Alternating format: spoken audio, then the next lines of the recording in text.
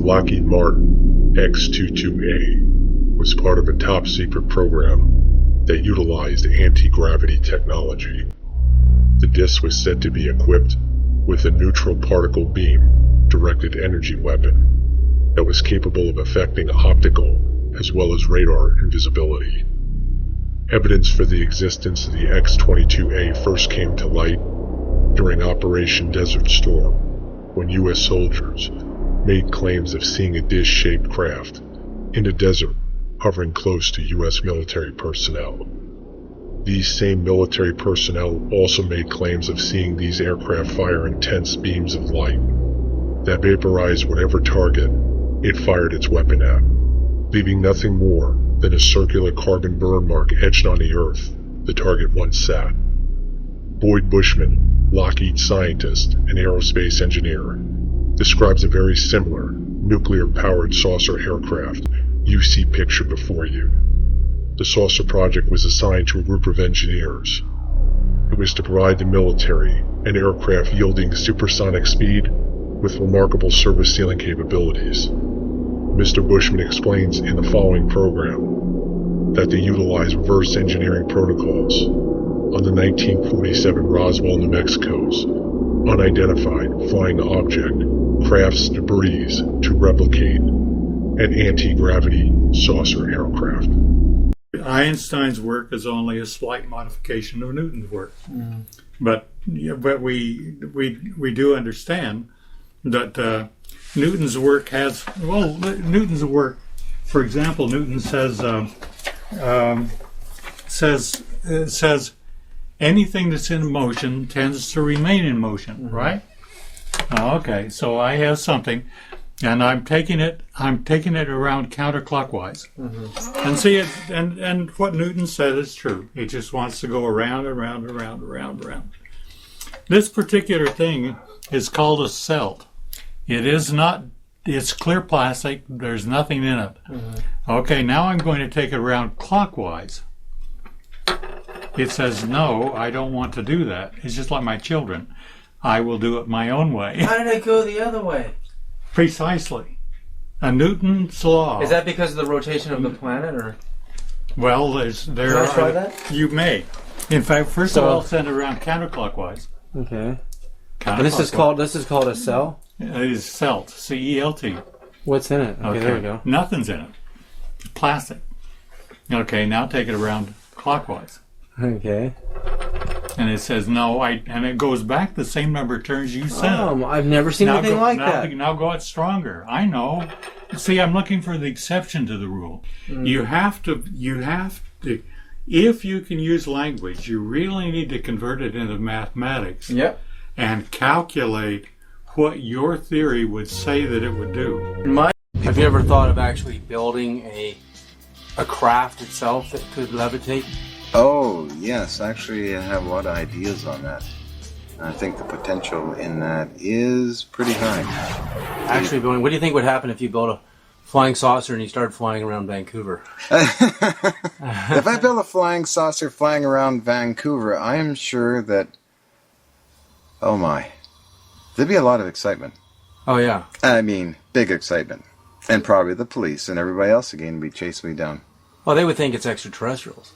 And they might start shooting at me. They might start shooting at you, and then they'd find out it's you. Oh my God, it's John. It's John, and what do we do now? He actually did it. John Kenneth Hutchison actually built a flying saucer.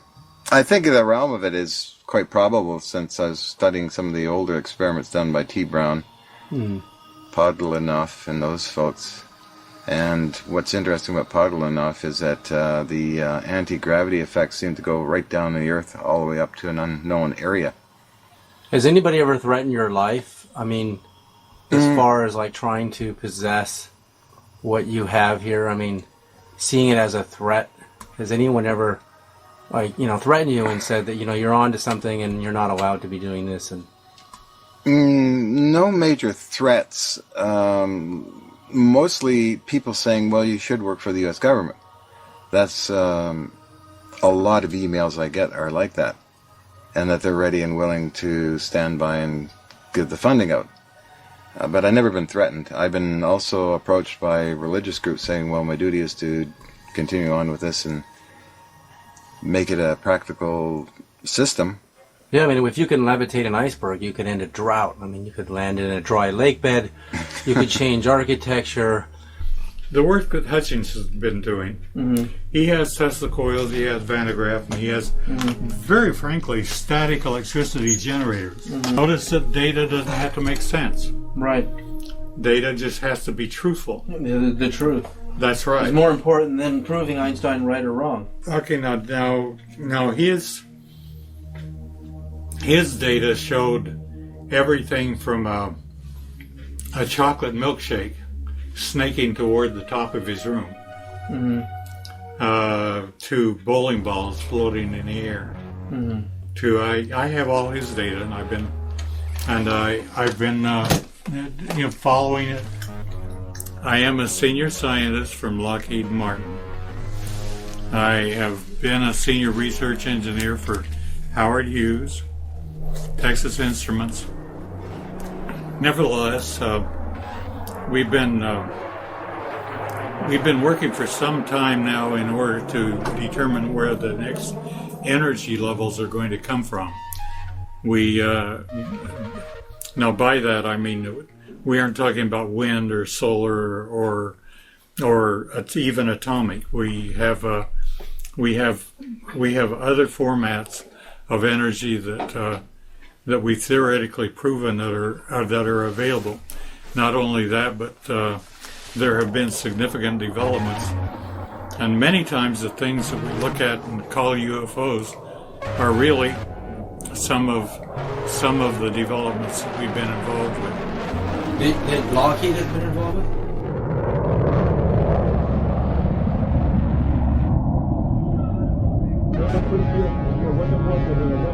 Those three hatches that were open. Looks pretty good to us down.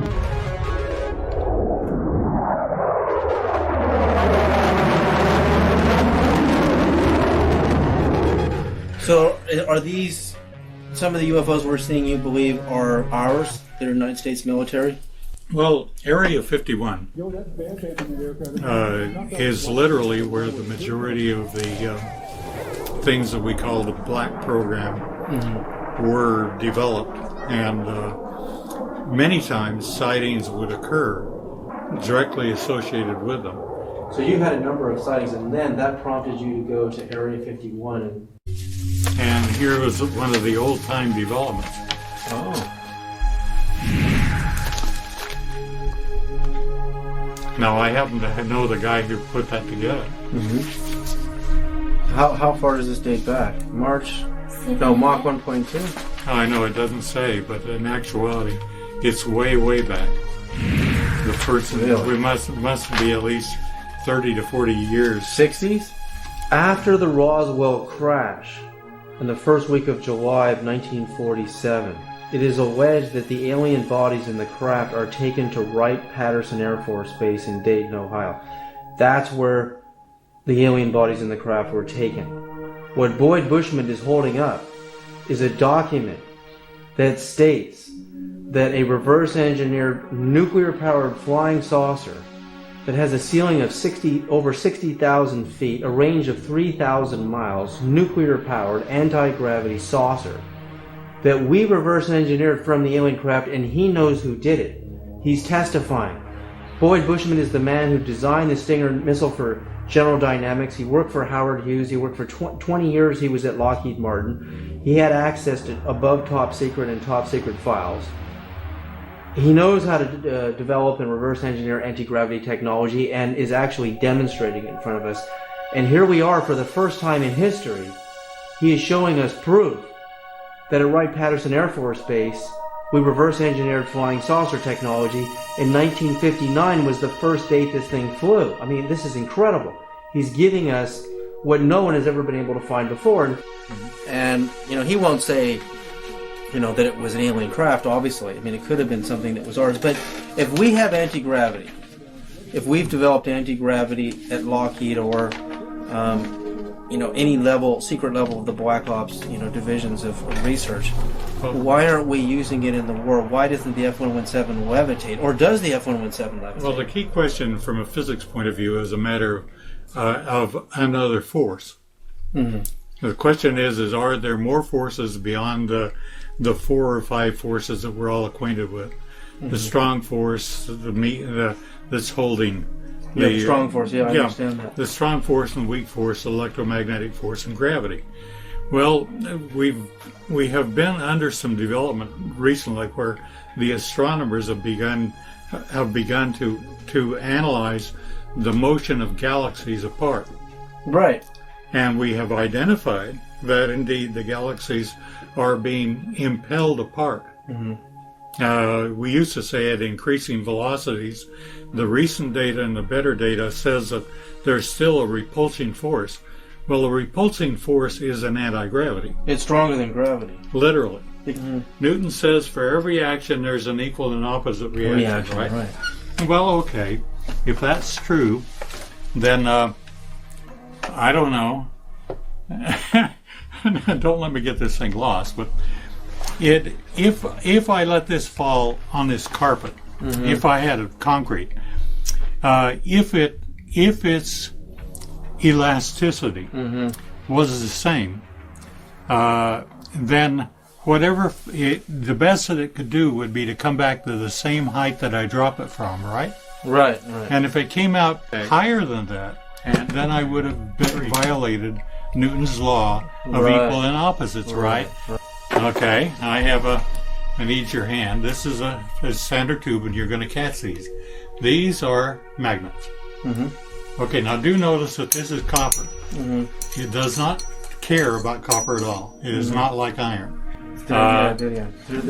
This one just straight clunks through. right on Less through. than a second. And this one, 1,002, 1,003, 1,004, 1,004 seconds.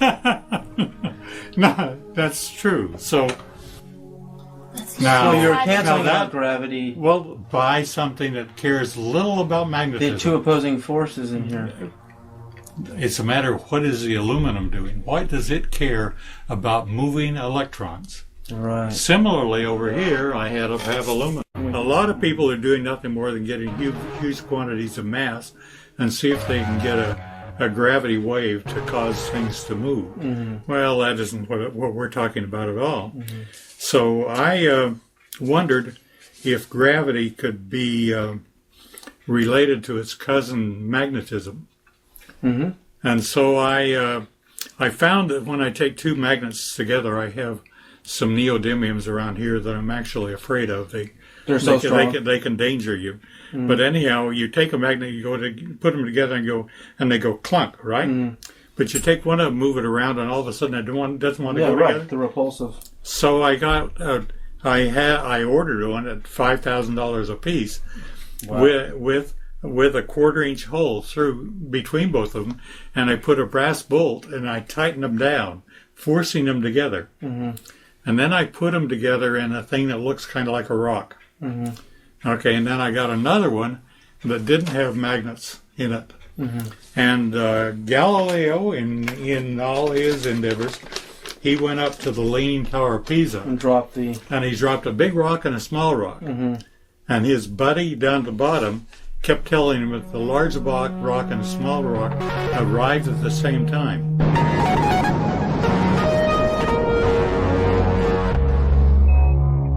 Well, in my left hand I have a feather. In my right hand a hammer. And I guess one of the reasons we got here today was because of a gentleman named Galileo a long time ago who made a rather significant discovery about falling objects in gravity fields. And we thought that where would be a better place to confirm his findings than on the moon. And so we thought we'd try it here for you. The feather happens to be appropriately a falcon feather for our falcon. And I'll drop the two of them here, and hopefully they'll hit the ground at the same time. How about that? That proves that Mr. Galileo was correct in his findings.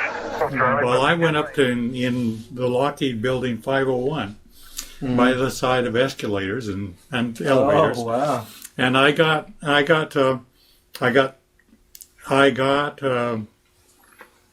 9 guys that were not educated and didn't have pre opinions on anything, and I dropped my 2 rocks. And I said, what I would like you to do is I told him what I would like you to do is I would like you to take whichever one arrives first, get it in your hand, and when I come down the elevator, hand it to me. Mm-hmm. Now, they looked identical, except for... And nobody knew what was inside? No, absolutely not. Mm-hmm. All the 9 times that I tested it, it's as though the one with the opposing magnet field extending out 3 feet on each side. I actually measured how big the field is. How big the field was, and on each side of one rock, I had a total of 6 feet. At any rate, the other rock arrived first. Which one arrived first? The one that had no magnetic field in it. So you were able to cancel out gravity to a certain degree. You were able to cancel, precisely, reduce the mass gravity effect. Precisely.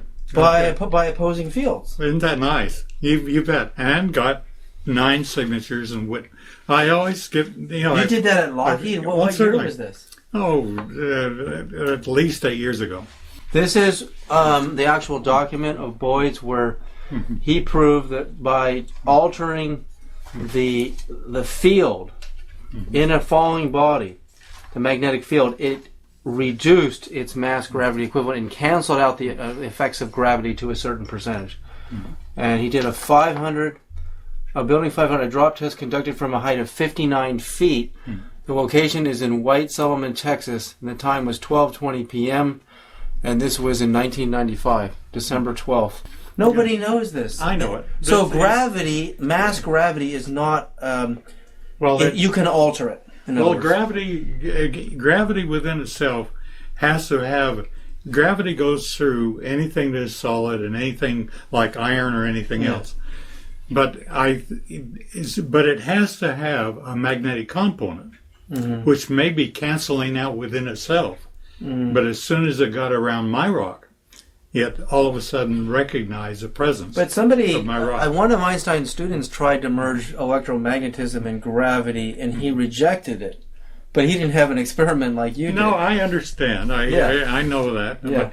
But see, nature never uses English. It doesn't speak. It doesn't speak any language. But yet it's talking to us all the time. Right. And the key thing is to identify what it's saying. Those are all of your wave functions, so you have to actually study all of them to find out what is the cause of inertia. I find that we're Sir Isaac Newton to be alive after Einstein, rather than the reverse. Right. Isaac Newton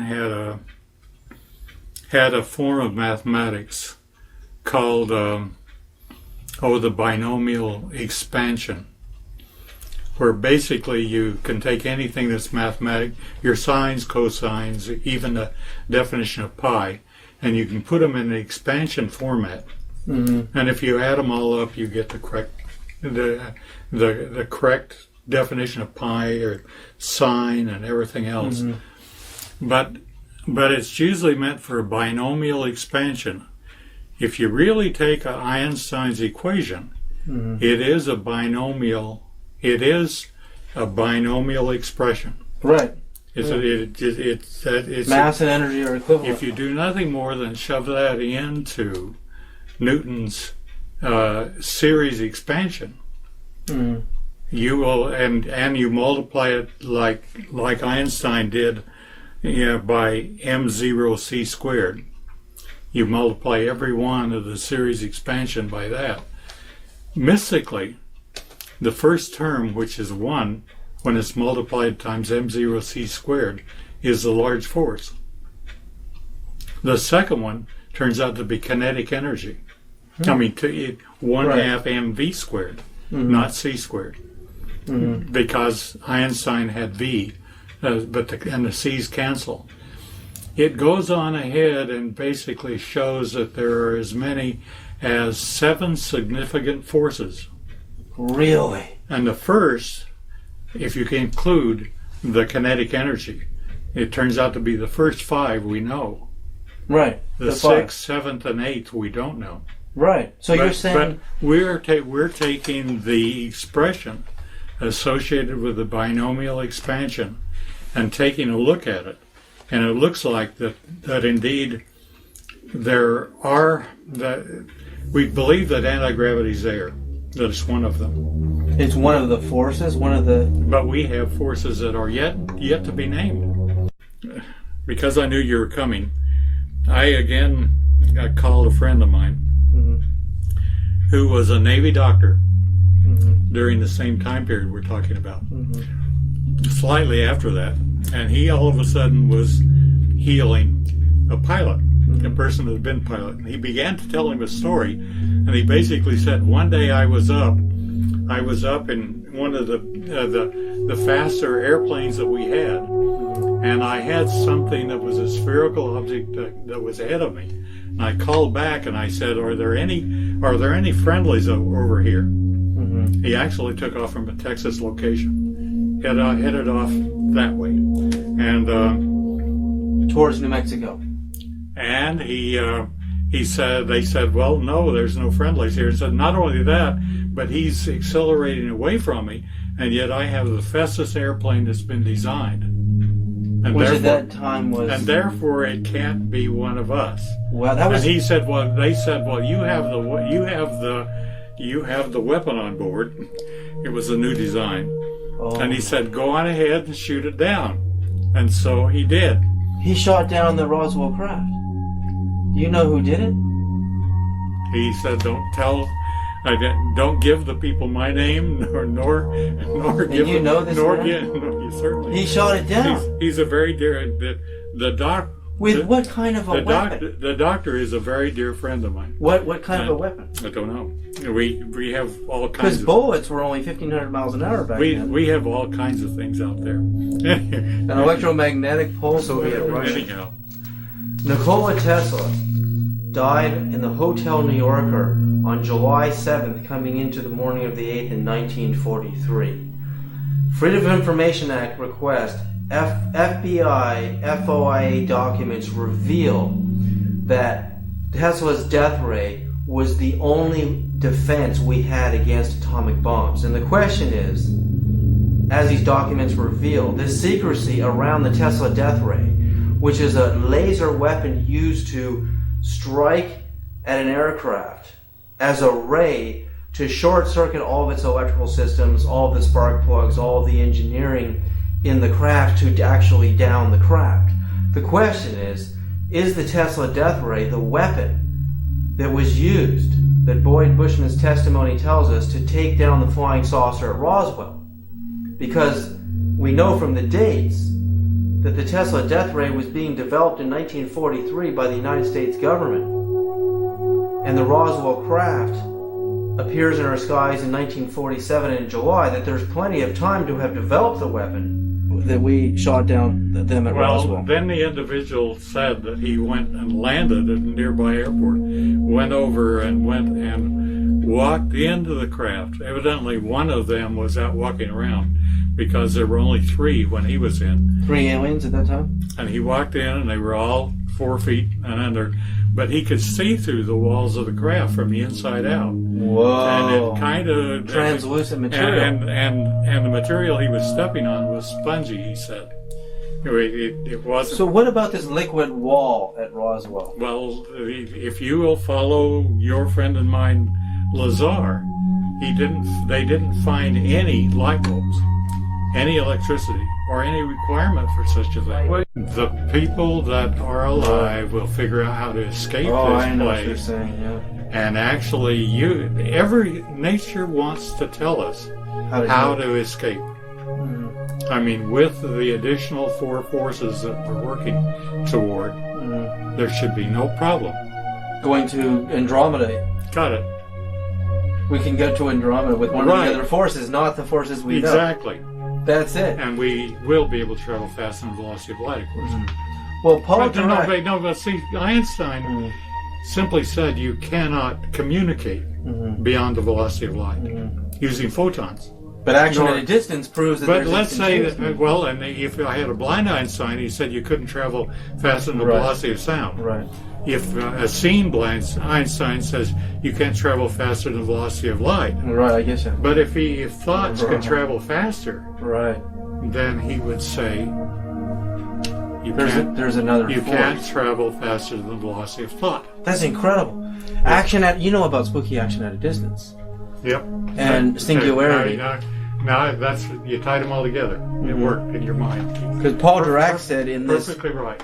when Paul Dirac saw the birth of electron, anti-electron, electron-positron pairs coming from super gammas, that he believed he found this substratum to the universe that was non-dual.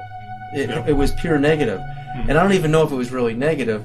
It was just single. And he said, my God, if you could become one with that, you could be anywhere in the universe in zero time because there's no resistance in that singularity because there's no polarity. Well, there is another universe called the neutrino universe, of course. Right. Neutrinos. And we know that it's there. And now we're seeing if one of the additional forces mashes it.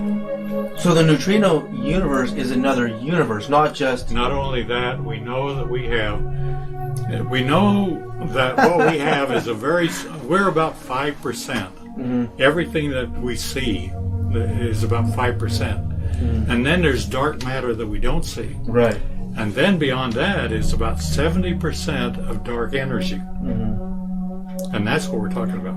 Mm-hmm. The energies that we don't now have cataloged. Right. And we don't have name, and we haven't done critical tests on them, and we're just barely beginning to start operating. Mm-hmm. Does Lockheed Martin, or does anybody possess working anti-gravity technology right now? Or are we still trying to understand how these ET craft are working? Have we reverse engineered the technology at Roswell successfully? Which would mean some of the UFOs we're seeing now that are silent and hovering. I've given you the Lazar tapes, and that's as far as I can talk. Okay. That's good. It's only because I got the Lazar tapes from a White World forum. Right. And but you can't say anymore. Well, people kept encroaching on Area 51, such that Area 51 is now being moved to Tooele, Utah. But here's one thing this makes sense to me. If you can cancel out gravity in a falling body, and you can even reduce a percentage of the effects of gravity for aircraft, it would take less fuel, they would be more efficient, and they could hover with less energy, and that much I can figure out. And the atmospheric edge of the Earth will be meaningless. Mm-hmm. Would you like to see a picture of the nuclear-powered aircraft? Oh, yeah.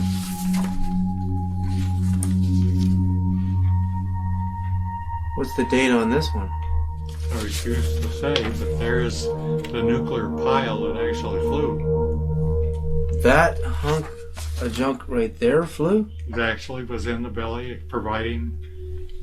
Oh, that was in the belly of that. That's right. It's just like in the belly of a submarine. Providing anti-gravity. So it's shaped like an aircraft. Well, it's aerodynamic. So that we don't think that it's not using its wings. Well, I get it. It has an energy source, okay? I understand. And it is staying in the and here's what it looked like down inside of the protective. It was. And that's at Area 51? No, much closer than we'd care to admit. Oh, Texas. Well, I mean, Lockheed's of the contracts here was in the paper this morning. $27 billion in the last couple of years. Most of the majority of the defense contracts are here in Texas with Lockheed. I mean, well, certainly. No. That's why I don't mind having a retirement from them. No, because I 1, 2, 3, 4, 5. Notice that it floated above the aluminum. Mm-hmm. I mean, something mystical inside the aluminum was doing something like happened inside of copper. You can't run current through aluminum like a wire. Yeah. And traditionally it's said it's non-conductive, but actually you're saying it is conductive. Well, something occurred. Actually, what's happening is that this only works if it's AC electricity. Alternating current. Alternating current. Okay. Mm-hmm. Notice that this only worked if it was moving. In other words, when I'm working with this, it doesn't care a thing about each other. Right. But when I have motion, something happens. Right. Up here, a picture of the there's a rock up there next. Yeah, I see that. Well, that actually came whizzing past between the moon and the Earth about 5 years ago. Mm-hmm. It's going to come back again in 2029.